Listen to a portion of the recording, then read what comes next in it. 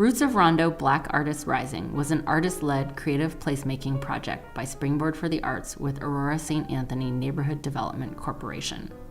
Black artists from Rondo of any level, experience, or discipline, from singing in church choir to exhibiting in museums internationally, were invited to take a free professional development training on placemaking and collaboration, and then use their creative talents to have an impact in their neighborhoods and communities.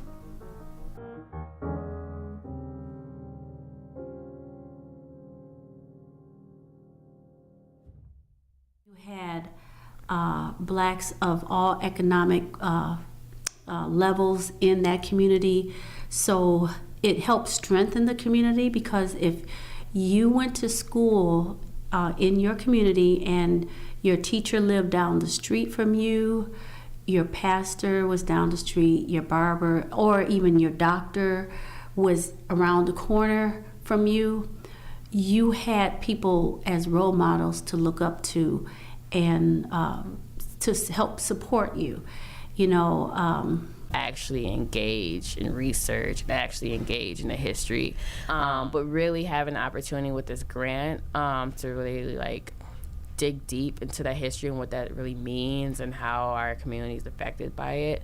I think that's intentional. I would have loved that when I was younger. But the importance that we really held throughout the process of illuminating these stories of those that exist in the community.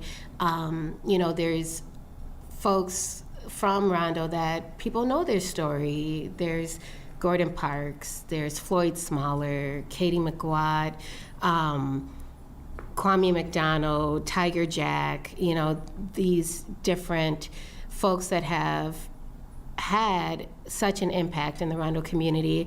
But I'm like, what about folks that we pass by every day? Or I definitely, know there's a networking aspect, just bringing Rondo artists into the same room and having, people who see each other that haven't seen each other in a number of years, or hearing stories of, as the juniors, seniors, as they call themselves, just tell us about the neighborhood and how they watched it evolve. And so I just think those stories that you're able to experience and the people that you're able to network with, it might not necessarily be something straightforward that manifests itself right then and there, but you never know, those seeds that you plant, so to speak, where they're gonna come into fruition. It was just very nice to see and to meet new artists, say intergenerational, of course, young ones, and to see some of the ones that was older, just having that opportunity, like myself, to create something. I would like to see and hope that the Roots in Rondo can get funded again. It helped to bring some cohesiveness to the community. I definitely believe it's part of the synchronicity. What I feel is that it's almost vindication for the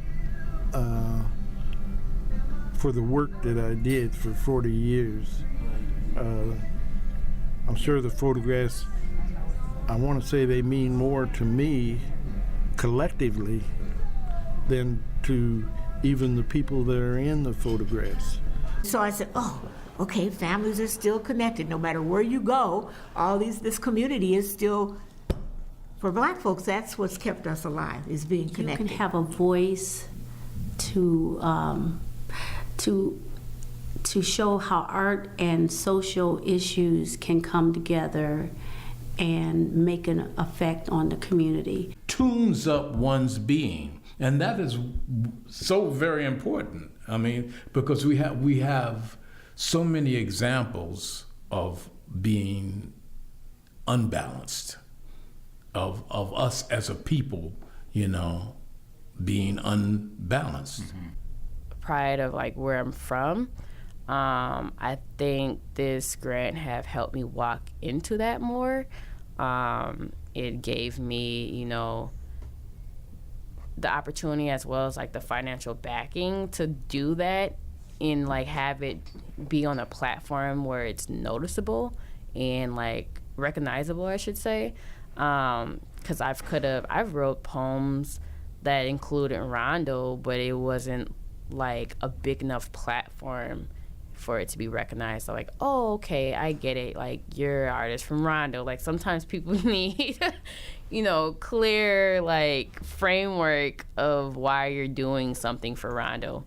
And usually that comes from grants and that comes from programs. This process of expanding and digging into and creating art and projects and community around Rondo, I mean, that in itself is really amazing.